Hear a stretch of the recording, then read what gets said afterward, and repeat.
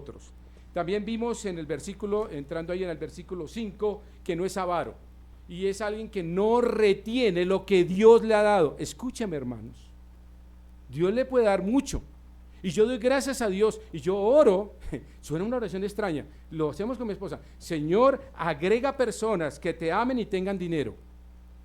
Pastor, ¿no suena un poco presuncioso? No. Yo oro porque personas lleguen a esta iglesia y digan: pastor, ¿qué necesita la iglesia? ¿Qué necesita la obra misionera? ¿Usted necesita algo? ¿La iglesia necesita algo? ¿Qué necesita la obra en cuanto a los ministerios que tenemos?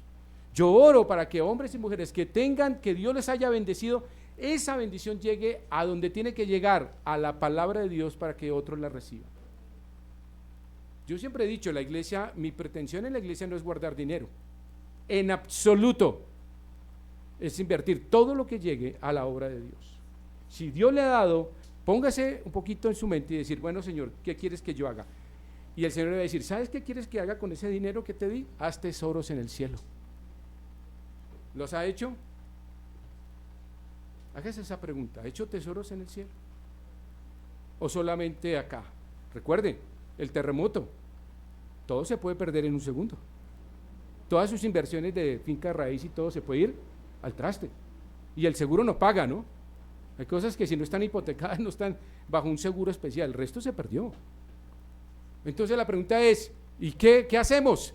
Haga tesoros en el cielo. Vimos también el versículo 6, que no busca la gloria.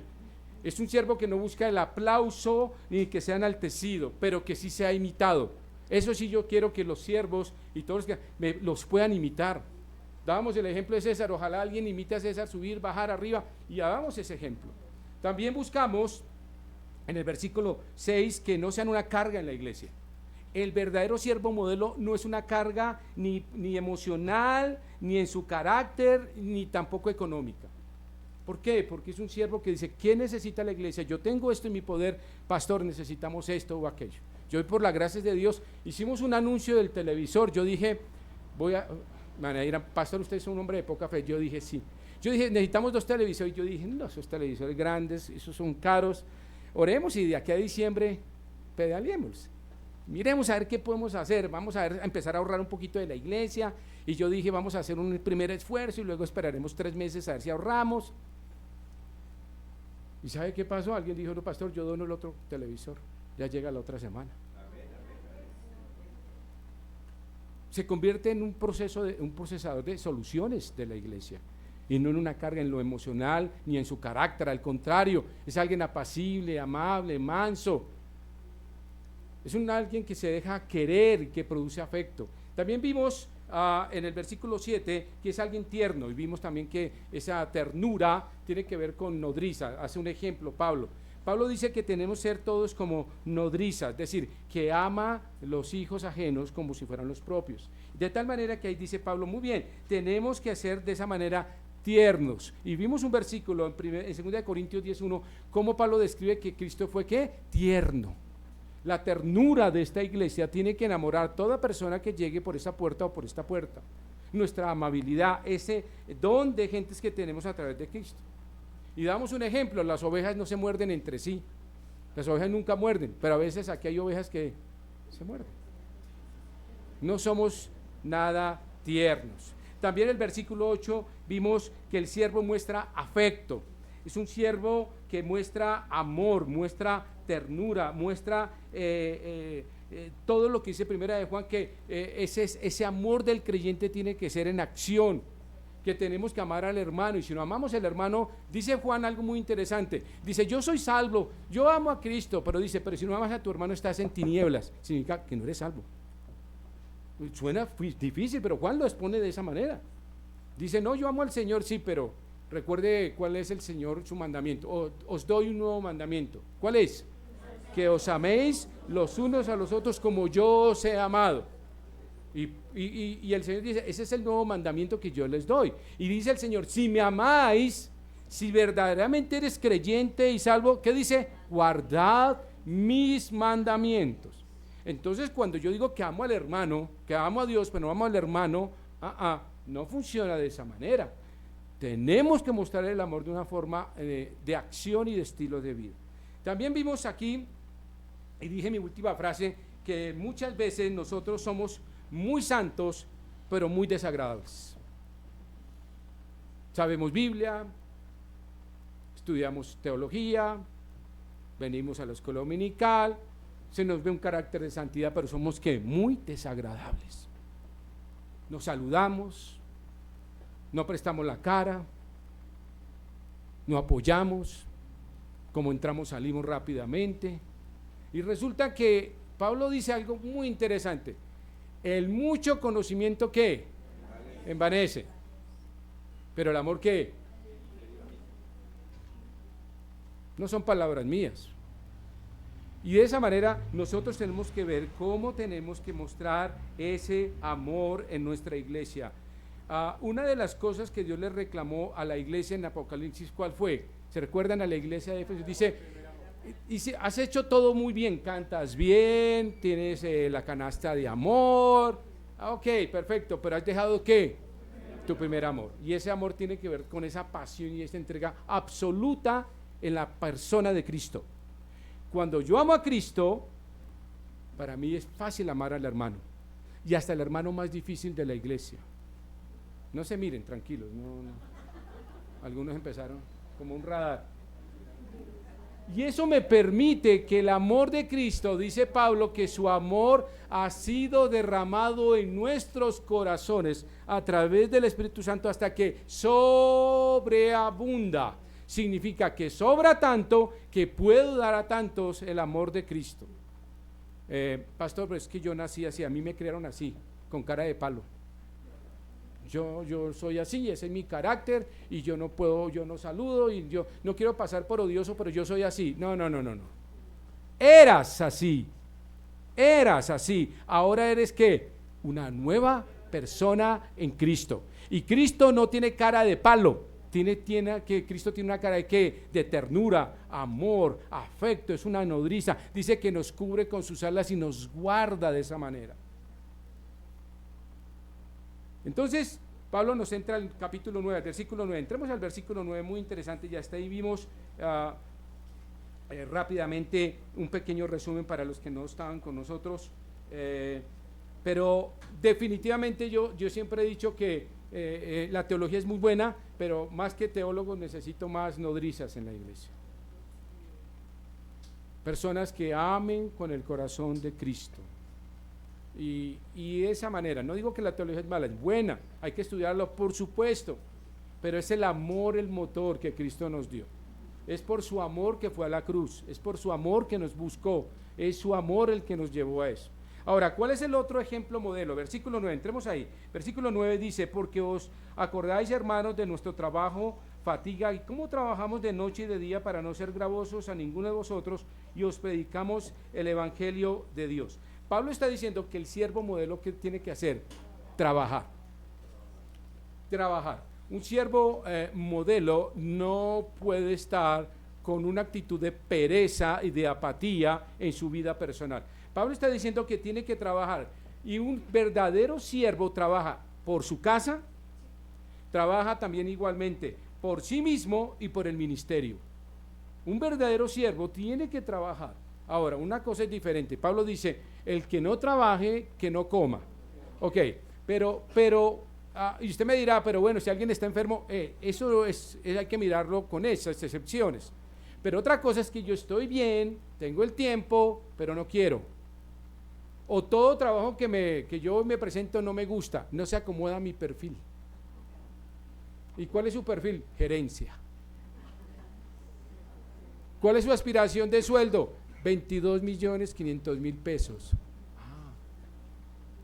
Y usted busca qué tipo de trabajo en su perfil. Pues, como diría alguna vez, yo busco empleo, pero no necesariamente trabajo. Y Pablo está diciendo eso. Todo creyente debe trabajar por testimonio de su casa, por testimonio de sí mismo. Y cuando todos trabajamos podemos decir, Señor, ¿qué quieres que yo haga con lo que me has dado en mi fuerza laboral? Pablo es un ejemplo. Si usted va, por ejemplo, a 1 Corintios capítulo 4, a Hechos capítulo 18 y a Hechos capítulo 20, no lo vamos a leer, pero si usted va allá, cada uno de esos escenarios, Pablo se muestra trabajando. ¿Y trabajaba haciendo qué? Carpas.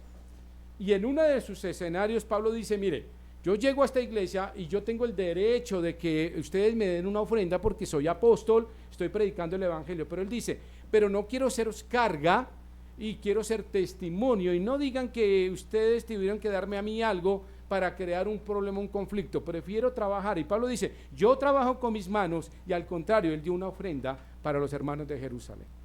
Entonces Pablo nos da un ejemplo que hay que trabajar. Jóvenes, hay que ¿qué? Los que ya se graduaron, hay que ¿qué? Eso, nada de bombriles. Y estamos en casa porque papá y mamá pues tienen los recursos y todo. Y pues qué afán trabajar, pastor, si papá y mamá pues lo tengo todo. Qué afán, esperemos la voluntad de Dios. Y la voluntad de Dios a los 45, 55 y no llega. Claro, no llega porque Pablo dice que debemos ser ¿qué? Diligentes, fervorosos y apasionados por lo que Dios nos ha dado. De tal manera que caballeros, jóvenes, hay que trabajar. Señoritas y damas también que han tenido su profesión y pueden hacerlo, háganlo. Claro que sí. Pablo está diciendo, muy bien, un verdadero siervo no es perezoso, es diligente y está dedicado a trabajar con sus manos. Dios ha dado aquí la bendición de jóvenes que están terminando su universidad, de darles muchos talentos y dones, y yo aspiro que ellos retribuyan a eso a la iglesia. Se ponga y se empoderen de todo lo que es los ministerios de la iglesia, y que esta iglesia no se cierre por falta de recurso humano cristiano, sino que solamente el Señor la cierre en su gracia, pero no porque faltaron manos. Aquí hay manos que se están preparando para el futuro. Jóvenes, es hora de trabajar. Es iglesia, es hora de trabajar. Y Pablo está diciendo, el verdadero siervo trabaja. Es un modelo. ¿Por qué? Porque si usted llega a una iglesia y muchos de los hermanos que sirven no trabajan, eso es un mal testimonio. El verdadero siervo siempre trabaja. ¿Y en qué puedo trabajar, pastor? Mire, yo recuerdo con mi papá y mi mamá cuando estaba muy joven, yo estaba muy joven, mi mamá me dijo, bueno, yo tendría unos 14 o 15 años, y me dice mi mamá, bueno, llegó Navidad, y ay, sí, vamos a armar el arbolito. No, se va a trabajar, jovencito. Y yo miré, le dije, mami, ¿pero en qué? No, ya le tengo trabajo, no se preocupe. Y me mandó, en esa época, no sé cuántos de ustedes se acuerdan del barrio Quirigua, ahí había un cafán, antiquísimo, en el barrio Quirigua, un cafán, y mi mamá dijo, vaya que ya su hoja de vida está allá, ya lo van a recibir. Y yo llegué allá, 14, 15 años llegaría yo. Bueno, y yo dije, no, eso debe ser un trabajazo, eso mi mamá, quién sabe qué palanca tiene. Me dijeron, bueno, muy bien, muchacho, si le va bien, va a estar en el depósito cargando cajas y poniéndolas en el depósito. Yo soy bachiller, ¿sí? ¿Y qué? Yo estoy en cuarto, tercero bachillerato estaría. ¿Qué? A coger las cajitas, mijito. Sería un jefe rudo. Bueno, hicimos bien el trabajo y me dijo, lo voy a ascender. Ay, qué bueno, ¿a dónde? Ahora va a ser de empacador en las cajas.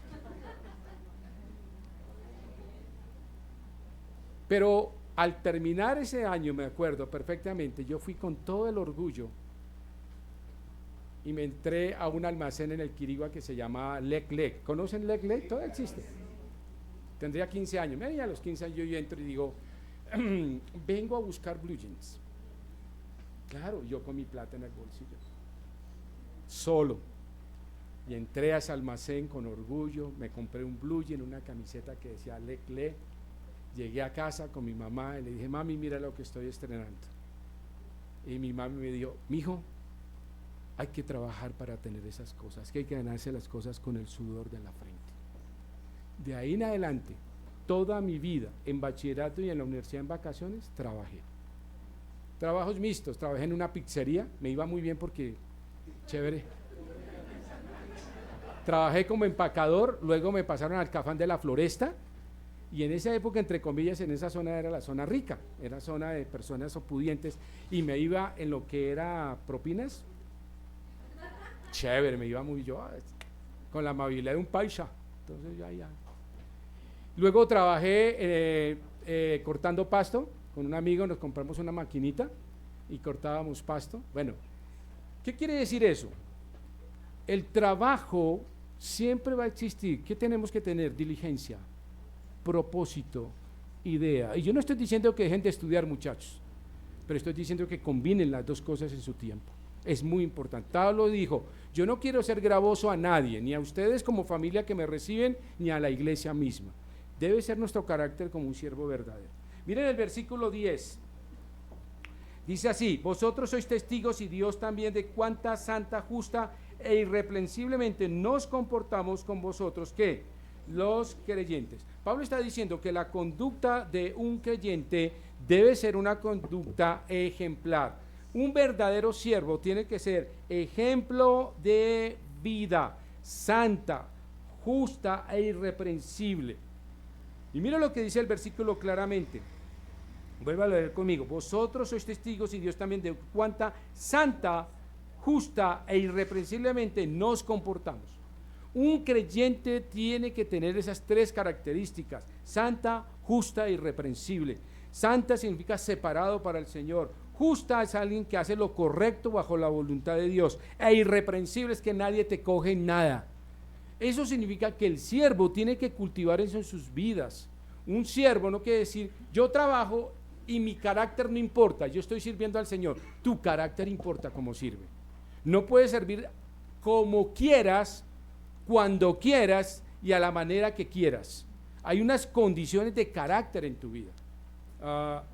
He tenido experiencia, por ejemplo, de hermanos, tiempo atrás, que saben muy bien la Biblia y predican muy bien, o enseñan como maestros, pero yo tengo que decirles, no puedes enseñar. Pero yo sé griego, yo sé esto, yo fui al instituto. Sí, muy bien, pero tu carácter es un desastre. Y yo no voy a enseñar solo Biblia, ¿sabe qué voy a enseñar? Vida.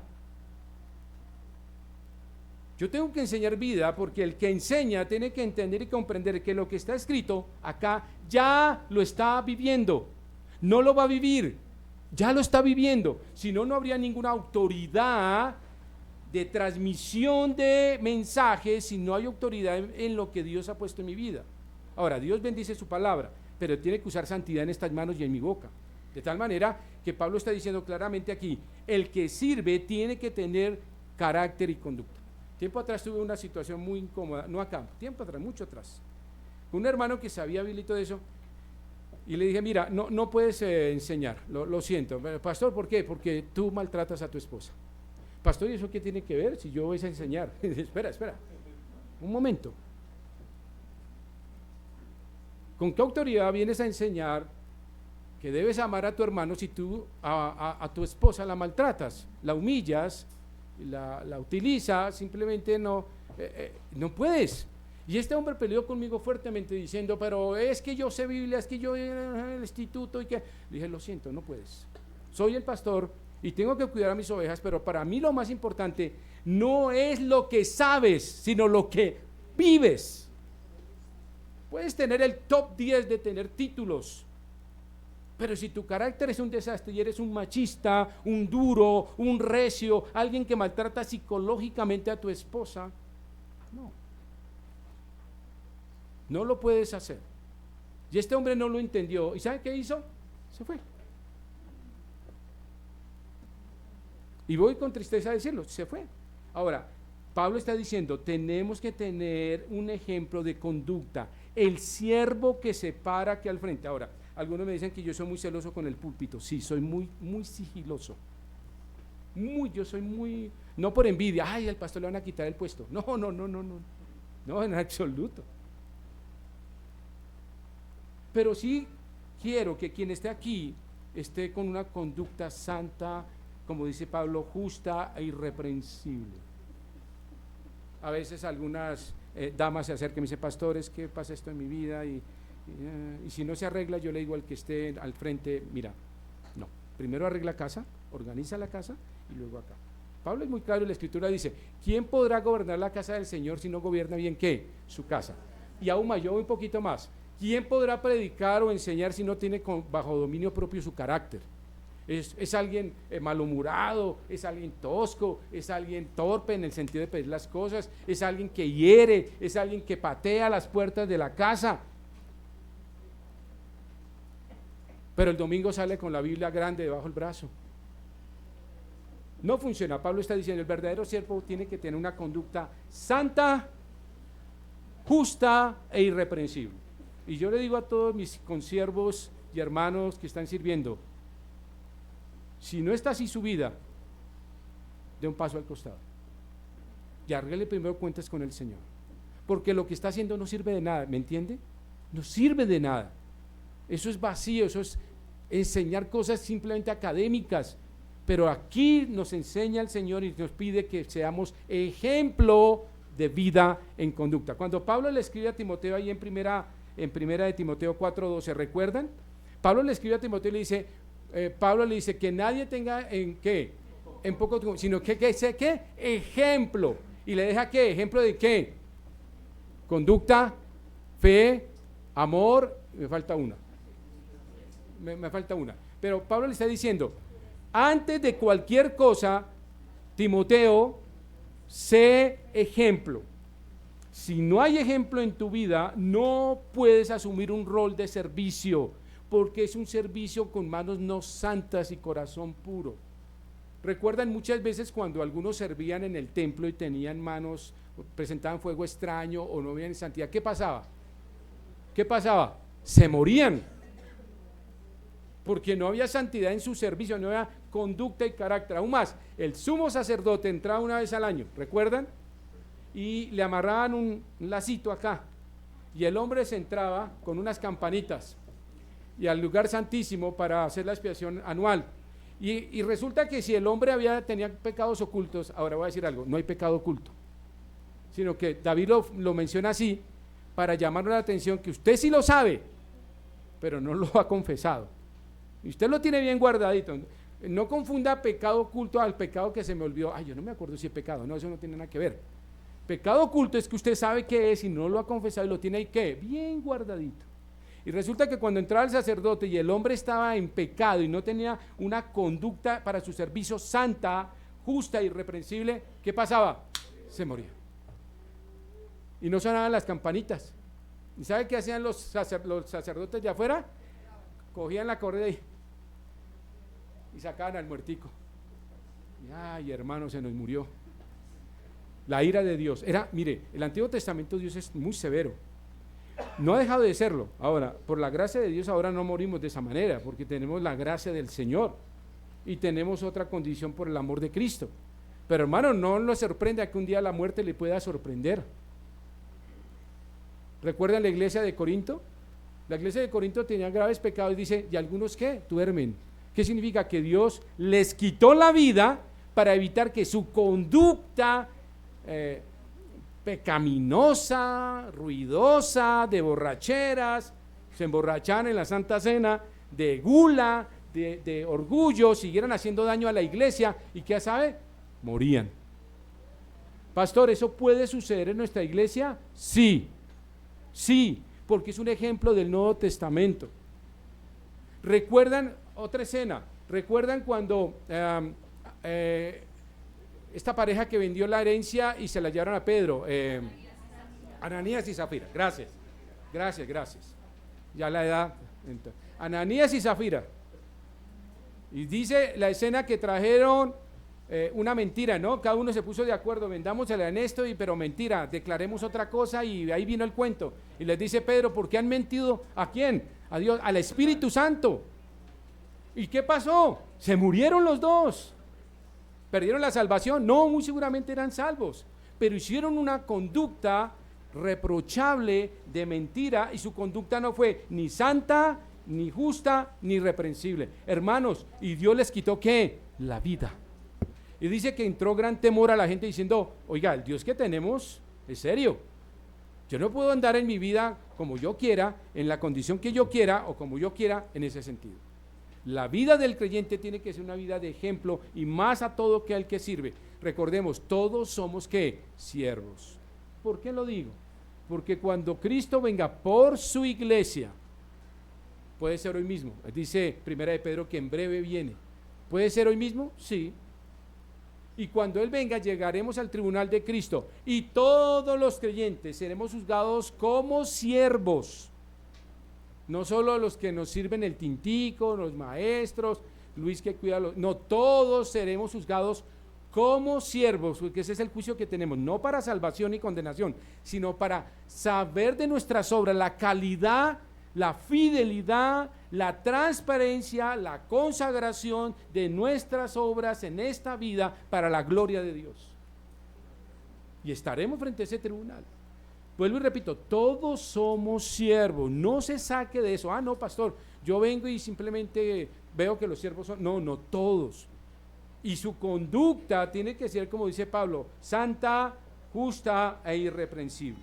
Veamos el siguiente versículo para terminar. Me quedan solamente 2 esta mañana. Dice así. Dice, versículo 11. Así como también sabéis de qué modo, como el Padre a sus hijos, exhortábamos y consolábamos a cada uno de nosotros. El versículo 11 lo divide en 2 partes. Pablo está diciendo, nosotros tenemos que aprender a exhortar. Un verdadero siervo modelo anima. Exhortar significa anima, no regañar. La palabra es muy clara, la exhortación es animar. Cuando usted ve a un hermano que llega cabizbajo a la iglesia, no lo critique. ¿Quién sabe en qué cuento está metido? ¿Quién sabe qué hizo anoche? Los ojos los tiene como rojos. Y empezamos a juzgar. No, acérquese a ese hermano. Y un verdadero siervo que exhorta, anima. ¿Qué te pasa? ¿Oramos? ¿Quieres hablar? Muy seguramente ese hermano le va a decir, sí. Pastor, ¿me presta su oficina? Claro, por supuesto, siga. Hay una aldaba, péguele a la aldaba y siéntese ahí a orar. Un verdadero creyente que sirve es alguien que exhorta, anima para edificar al hermano, no para decirle, ¿y tú en qué cuento estás metido? Y mira tu pecado, pecador, perverso, impío, incircunciso. No, eso no son palabras de ánimo. Eso destruye al hermano. Las palabras de decirle, hermano, anoche me tomé unos tragos. Me siento mal. ¿Qué tiene que hacer el hermano que sirve y que es maduro y que tiene una conducta? Debe que exhortar, animar. No coja la Biblia y empiece a darle. Y ya cae. Y como es una espada de 2 filos, ¡ah! Y hasta el fondo a la derecha y le rompemos la aorta y la... No. Hermanos, un verdadero creyente que sirve es alguien que exhorta con amor. Hay un versículo que me encanta en Hechos capítulo 20, versículo 31. Quiero compartírselos. Es alguien que exhorta con amor. ¿Para qué? Para volver a crear la fe en ese hermano, para producir un cambio de conducta, para edificarlo. Ahora me va a decir, pastor, pero esta iglesia luego no es perfecta. No, esta iglesia no es perfecta. Pastor, pero aquí todos los hermanos son santos. Sí, somos santos en el sentido de la relación con Cristo, pero aún la carne nos agobia.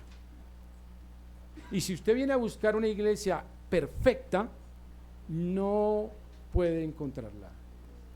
Y si la encuentra, no vaya, porque usted la daña. No vaya. ¿Qué significa eso? Mire, esta iglesia tiene dolencias, tiene dificultades, tiene momentos, claro. ¿Qué tenemos que hacer? No coger al hermano que está hincado, derrotado y decirle, hermano, yo estoy orando por ti. Y lo pisamos y lo apabullamos y lo exhibimos ante otros hermanos. Si sabes que el hermano se tomó unos tragos anoche, anatema, apedreémoslo afuera. No nos escandalicemos. ¿Sabe qué? Tiene que haber esto que les quiero mostrar en Hechos, y tiene que haber esto en nuestro corazón. Hechos 20:31. Vayan conmigo, mire.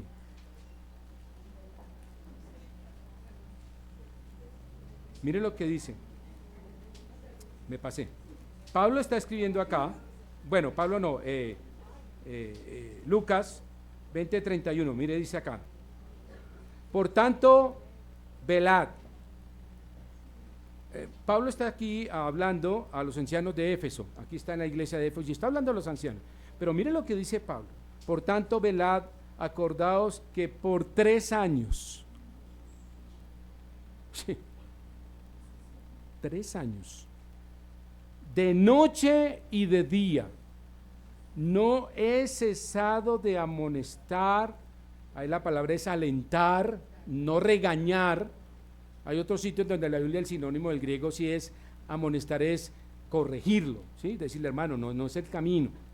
Eso es amonestar y la Biblia lo dice que sí debemos hacer amonestación en un momento dado de la vida de los hermanos en ese sentido.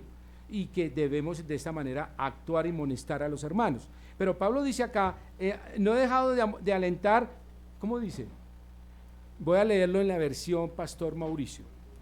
No he cesado de amonestarlos con regaños, ejemplos de mi vida, publicándolo en el Face de la iglesia. No. ¿Sabe qué dice? Con lágrimas. Sí. A cada uno. ¿Usted cómo tiene que exhortar al hermano, como dice Pablo acá? ¿Cómo exhortamos al hermano? Hay una tendencia que cuando yo voy a exhortar al hermano, como yo tengo la Biblia y no tengo ese pecado o esa situación, me siento más que espiritual. Me siento que tengo la verdad. Hermanos, no. Cuando usted encuentra un hermano así, humíllese. Sienta temor y temblor, como dice el apóstol Pablo. El que se queda firme, mire que no caiga. Y entre con lágrimas. Dígale, hermano, ¿qué necesitas de mí? ¿Qué quieres de mí? Pablo dice a estos ancianos de esta iglesia con lágrimas por 3 años de amonestarnos, de alentarnos con lágrimas. ¿Cuánto tiempo tenemos que amonestar a esta iglesia y alentarla? Hasta que el Señor vuelva. No hay tiempo para eso. Que Dios nos ayude en ello. Que Dios nos ayude a exhortar para que el hermano crezca en la fe y sea edificado. Terminemos ahí esta mañana. Versículo 12, quiero terminarlo ahí. Y la segunda parte, perdón. Y luego dice que consuela, es aquel que está al lado. Versículo 11, parte B. Dice, exhortábamos y consolábamos a cada uno de vosotros. No solo exhortar esa alentar, ahora viene el tema de consolar. Hay hermanos que están derramando lágrimas en nuestra iglesia, hay hermanos que están afligidos, hay hermanos que tienen problemas. El verdadero siervo modelo tiene que aprender a consolar y a tener ese ministerio en su vida, con lágrimas, orando, dando y pensando como lo hizo el Señor Jesucristo. Dice 2 Corintios capítulo 1 versículo 3 que hemos recibido del Señor, el Dios de toda consolación, y Él nos ha dado también ese ministerio a nosotros de consolar y de poder reconciliar a otros y de animar. ¿Somos realmente un paño de lágrimas en este lugar para otra persona? ¿Realmente yo soy un consuelo? ¿O simplemente nadie me busca porque sienten temor de que no soy confiable? ¿No soy de verdadera conducta santa? ¿Realmente no tengo palabras de sabiduría? Y eso no hay que ir al instituto a conocer eso, hermanos. Hay que leer la Biblia, ponerla en su corazón y en su mente y decirle al Espíritu Santo, enséñame, guíame, aconséjame, ayúdame a discernir, ilumíname. Y eso es lo que hay que hacer. Hermanos, nuestra iglesia tiene que ser un paño de lágrimas para los de afuera, para nuestras familias y para nosotros mismos. Tenemos que aprender a consolar a todos. Yo creo que lo resumo de esta manera y cerrando esta mañana. Tenemos que ser verdaderos paracletos. La palabra paracleto en la Biblia significa el que está al lado del otro. ¿Cuántas veces yo me quedo en la iglesia para saber si hay alguien que se quedó y me puedo hacer a su lado? Yo siempre animo a la iglesia en esto. Se terminó el servicio, piense en el mensaje que Dios le dio esta mañana y diga, Señor, ¿qué quieres que yo haga antes de irme? ¿Qué quieres que yo haga? Y me pongo como un paracleto al lado de un hermano. ¿Cómo estás? Feliz. Bueno, démosle gracias a Dios. O estoy desconsolado, lloremos juntos. O estoy en un pecado, estoy desanimado, exhortémoslo con lágrimas. Me encanta Pablo. A Pablo siempre se le presenta como un hombre recio y duro, pero un hombre de un corazón, por las almas y los hermanos de las iglesias, un corazón tan sensible. Dice Pablo, si amándoos más soy amado menos, que así sea. Pero yo voy a hacer lo que tengo que hacer, amar con el amor de Cristo, exhortar con las palabras de Cristo y consolar con las manos de Cristo. No tiene que ser de otra manera. Esta iglesia tiene que ser diferente. Los siervos que estamos en esta iglesia tenemos que tener ejemplo de vida para servir. Que Dios nos ayude en esta mañana, que Dios nos guarde y nos guíe en este propósito que tenemos como iglesia. No será el primer desastre que enfrentemos como país, pero tenemos que estar firmes en la fe de lo que venga de aquí en adelante, porque aquí nos tenemos los unos a los otros. En un momento de situación y de desgracia no lo sabemos. Me pongo a pensar al pastor Ricardo allí en Cali. Los hermanos están viviendo en la iglesia. ¿Se imagina el escenario que tuviéramos que venir nosotros a vivir aquí en la iglesia? Porque lo único que quedó en pie fue nuestra iglesia.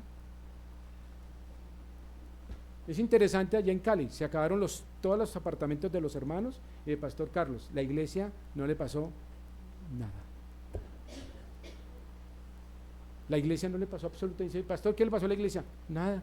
Por eso estamos aquí viviendo 10 personas. Esa es la gracia de Dios. Y eso es lo que tenemos que ir pensando en nuestras vidas. Hagamos tesoros en el cielo. Busquemos ser ovejas que no muerdan. Busquemos ser nodrizas que amemos los unos a los otros. Busquemos exhortar y consolar con lágrimas. Ese es el carácter de Cristo. No digamos somos cristianos, digamos soy de Cristo, que es realmente la identidad y el estilo de vida nuestro. No hay otra manera de vivir un creyente. Amado Padre, gracias Señor esta mañana por tu palabra, por tu exhortación, por tu ánimo, por tu cuidado, por tu consuelo. Señor, hoy nos tienes en casa con nuestro alimento cálido, con un techo protector, con un lugar donde descansar. Fue tu misericordia que ese temblor no llegara a esta ciudad con la fuerza y la devastación, porque podría ser. Pero Señor, hoy nos tienes simplemente en este lugar con vida y con tu gracia, para no olvidar que tú eres el Dios de toda gracia y de todo amor, soberano en toda la tierra, y que somos deudores a tu palabra y a tu amor y al cuidado de tu Hijo. Señor, bendice a los jóvenes. Hoy me siento tan orgulloso y feliz, Señor, de que mis jóvenes de la iglesia estén liderando este propósito de Chocó y de Buenaventura. Gracias por los que se han unido, por Cali y Pereira. Señor, yo pido por María Eugenia, mi amiga del alma. Señor, provéele hoy y mañana donde descansar. Señor, gracias damos esta mañana por todos los que han trabajado como siervos. Oh, Señor, mira nuestras vidas y que seamos siervos modelos. No es servir por servir, es servirte con gratitud, con fidelidad, con santidad, siendo irreprensibles en nuestras vidas, que realmente, Señor, podamos influenciar a otros con tu carácter, Señor. Gracias damos esta mañana, ya nos conviene nuestros hogares, lo pedimos en Cristo Jesús, amén y amén. Hace más de 2 meses no llueve como está lloviendo, gracias a Dios por ello, porque lo necesitábamos, amén. Hermanos, quienes quieren trabajar al fondo,